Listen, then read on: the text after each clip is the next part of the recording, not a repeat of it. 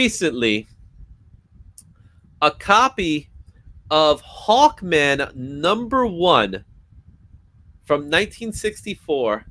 Not just one copy, but 100 copies sold for under $6,000. Okay, now this is interesting. This is interesting. Well, I wonder who unearthed these Hawkman books, though. Like, it got me thinking about it. Like, I hope this was some kind of LCS or something like that. But even so, man, how much is that book? It's like a $50 book, isn't it? I mean, it's still Hawkman #1. It's Hawkman #1, 1964. So you got a Silver Age book. It's not. It's his. Is it his first ongoing series or first series? I think it's his first ongoing book. Yeah, but it's not like that's it. That's where it stays. Doesn't go any further than that. Yeah, that's 5,000 overpaid. Wow, wow. In the meantime, I'm thinking, wow, that's still low, especially if some of these come back, in a 9 or above. Well, that's the thing. It's like it's just a collection of raw books. So he could send them out, but it's going to cost some money because they're from 1964. You can't just say $400 anymore, right? Because if the book is from 75 or older, CGC is going to charge you differently for it,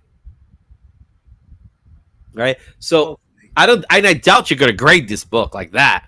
That's 1,000 books. Yes, it does have Joe Kubert art, which is fantastic. But do you really need 100 copies of them?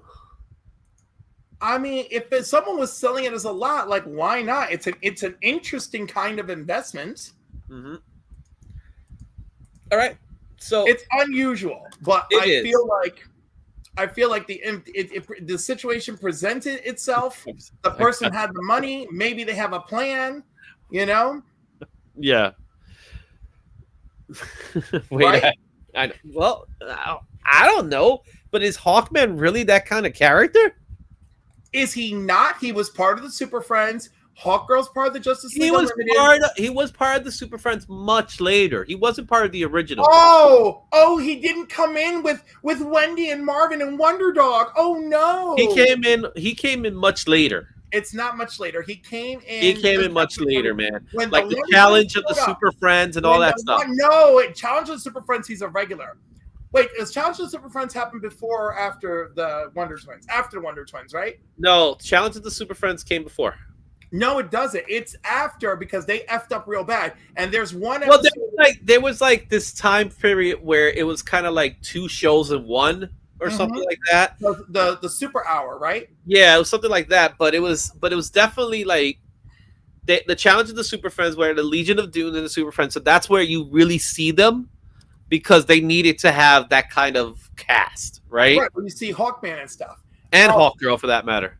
Yeah, well, Hawkwoman. Well, she was Hawkgirl. She's not Hawkgirl in there. She's Hawkwoman. Is she? Mm-hmm. So she gets demoted. Well, it's also technically a different person, if you want to look at it that way. Anyhow, my point is... Hey, madam. I feel like he is a character. Mm-hmm. By the way, there's a line through it. So this person didn't actually pay $6,000. No. That's what I said, just under $6,000. But there's a line through it that means that they didn't pay $6,000. They didn't pay the full $6,000. Right. That means we don't know how much they actually paid. Mm-hmm. So there was an offer, and it was accepted. Right. So what if this person got 100 copies of Hawkman #1 for $40? Hell no. I'm sorry, not $40. 4,000. 4,000 to 5,000. But either way, it's still a lot of money for one book. It's interesting. Yes. Because let me tell you something. I don't want to hear it. Because if this one book was Secret Wars #8, I feel like everybody will be reacting differently. So, Alex, can you go on the record and say that that's actually a fact that they paid $800? Because I know there's ways of finding out. And I want you to know, a low grade of this book goes regularly for $63, roughly. Yeah. So this might have been a good deal. I don't know. I know. What's up, Beyond Web? What's going on, Brian? All right. So it's just I love the remote that's right here. It's just there. Yeah, I don't get it, man. I don't get it. My personal opinion, I don't get it. So that's all I gotta say. I don't get it.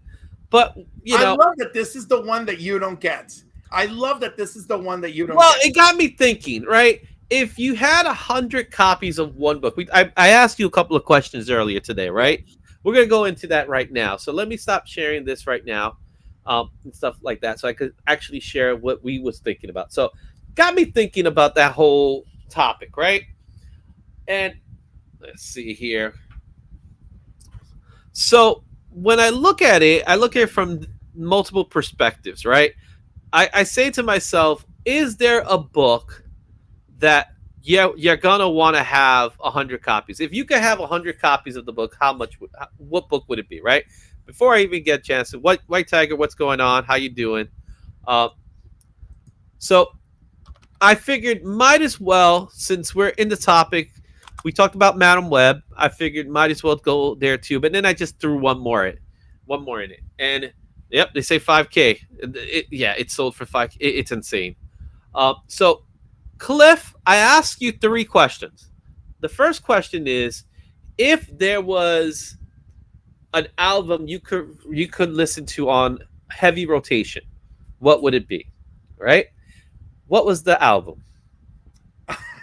I chose Number Ones by Mariah Carey. All right. And why did you choose that? Because it's an album I've listened to many times, and like I could see playing it.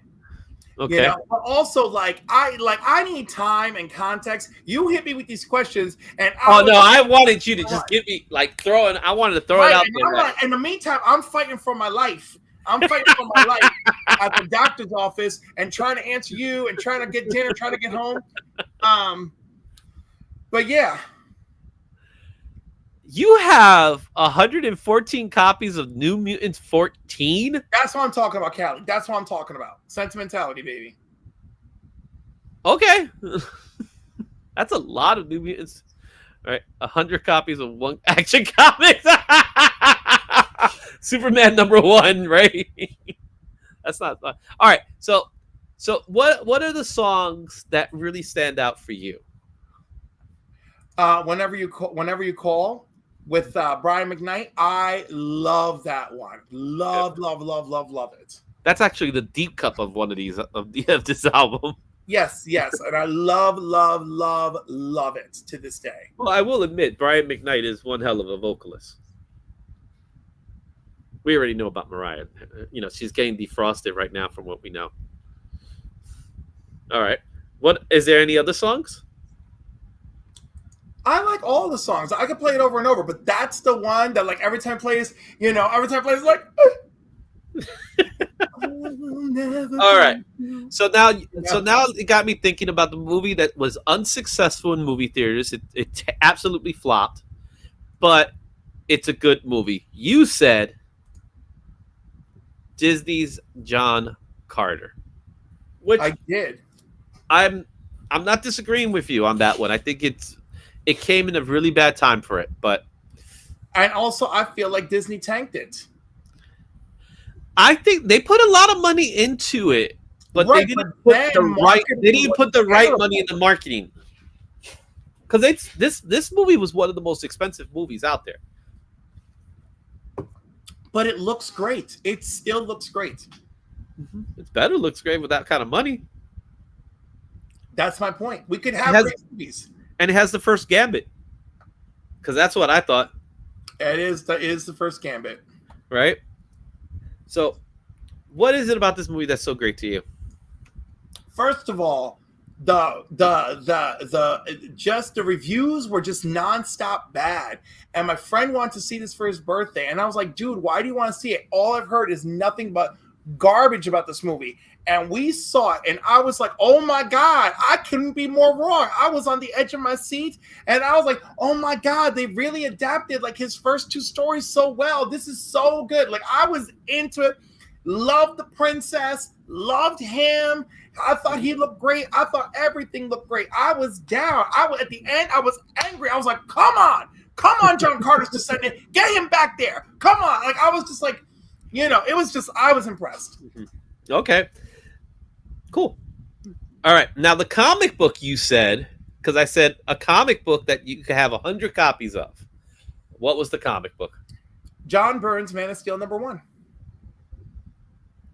Now tell me, it's not exactly Superman #1 or Action Comics #1, but tell me, what is it about this book? Well, when you ask me these questions, I go from the heart, right? And that's the point. I want the gut reaction, man. I don't want time to think about it. This is the first comic that I collected, and the comic that turned me into a collector.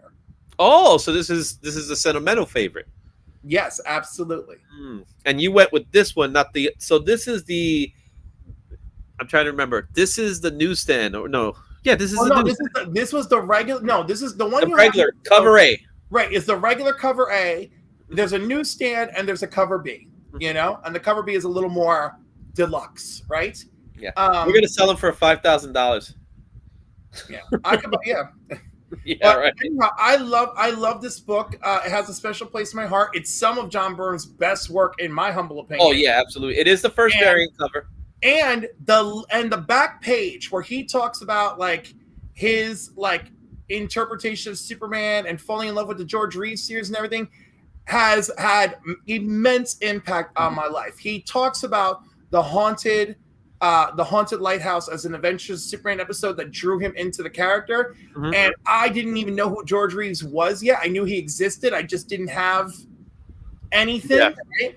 And then my mom had a friend at work whose brother lived way upstate, and he went to visit his brother, and his brother made 2 VHS tapes of Superman episodes for me.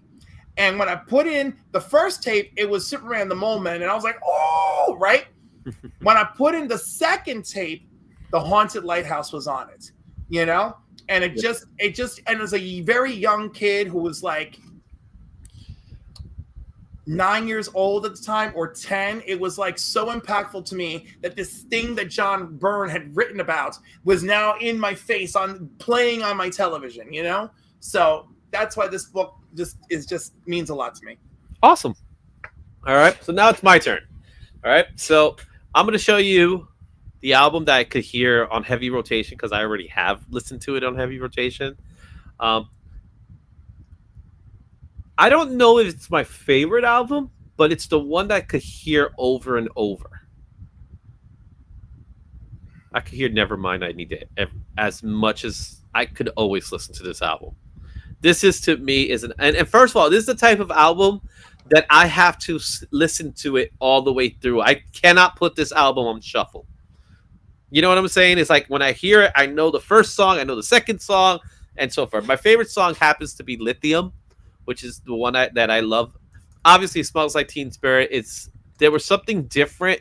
Like, when people talk about Nirvana in that way, you don't remember back in 92 when this album originally dropped, there was something different about it. It sounded like other things, right? It was still a rock album and stuff like that, but it wasn't like it wasn't metal, it wasn't pop. The riff of the song just stood out in such a way that when you heard it instantly, you kind of like, I can't even tell you the first time I heard it. You know, songs like that when you can't remember when's the first time you heard it. It's like you've always known it. That's how I felt about this album. As far as the movie, that I think definitely was given the short leash because of marketing, because of everything, it's got to be Dredd. Oh, I would highly agree with you on that as well. Yeah. Dredd came out on my birthday, September 21st. So for those of you who didn't know, so I went to see this movie on my birthday. I went with my wife. My wife did not like it, but for obvious reasons, right? It wasn't her cup of tea. You know what I mean? It was a sense of violence that it just wasn't for her. You know what I mean? And then the characterizations and things like that. But it was a movie. Carl Urban was born to play Dredd. And he got the character. You know what I'm saying? And it's a shame that nobody went to see it, because I went to that movie theater and it was just me and her. I know. I remember I saw it was just me and my one buddy, and I was like, why are we the only ones here? There was no promotion for it. The only promotion that this movie has was a poster on the movie theater. Crazy. Because that's how I knew about it. I recall seeing the trailer a couple times. Mm-hmm. I don't even recall seeing the trailer. I just knew it was coming because I used to go to the movies a lot at that time. Me and my wife used to go to movies literally all the time. So when I saw the poster, I was like, oh crap, they're gonna make a Dread movie. And I'm the type of guy that knows about these things like months in advance that something's happening. At that time, no one really knew, and it just came out and then just disappeared. And it was in 3D. The 3D was great. So that one is. And the comic book that I could have 100 copies, and I actually do have quite a bit of copies, is Infinity Gauntlet #1. It wasn't my first, but it was. I was so going to choose a George Perez book. Really? I was thinking you were. I was a little shocked that you did it. But I decided I just leaned into sentimentality more. Yep, Leanna Haley. Oh, she was great at Mama. Leanna Haley, yes. Yeah. This is the book that made me take comic books seriously. I was collecting at the time, but I didn't take it seriously. I was just a kid buying comic books like any other kid at the time. When this book came out, remember, it was $2.50 when it came out. So it came out, $2.50 is a lot of money at that time, because comic books was like 75 cents. So this was like it was a 48 pager. Every book was 48 pages. It features the art of George Perez, and it is breathtaking just looking at it. This is the type of book that they just don't make it like this anymore. You just don't have books like this anymore. And it's to the point that he never even had a chance to finish it. So I would have loved to see him finish it. Me too. However, Rod Lim did a pretty good job, taking over for what it's worth. You're being generous because the art shift was so hard that I was like, oh. But okay. It was enough that it didn't affect me. You're right. You could enjoy the series, but the whole time I'm like, "Where are you, Chan?" It was like issue 4, right? By issue 4 is when it happened. Yeah. So, but again, we got to see George Perez do an amazing series, an event series. But it wasn't like, it was definitely an event series, but it was unlike other event series that came. It wasn't like Listen. In my heart, this will always pale in comparison to Crisis on Infinite Earths, which he did do from beginning to end. Oh, but Crisis is on a league of its own. It's something completely different. This is Jim Starlin and his love for Cosmic Universe and stuff like that. Which again, big and valid. Mm-hmm. So those are my books. That's what I picked. You guys, let me know what you guys picked. Let me know in the chat. That was fun. Thanks for watching. Don't forget to like, comment, and subscribe for more comic content. Check out these other videos for even more insight, and I'll see you at the next one. Excelsior.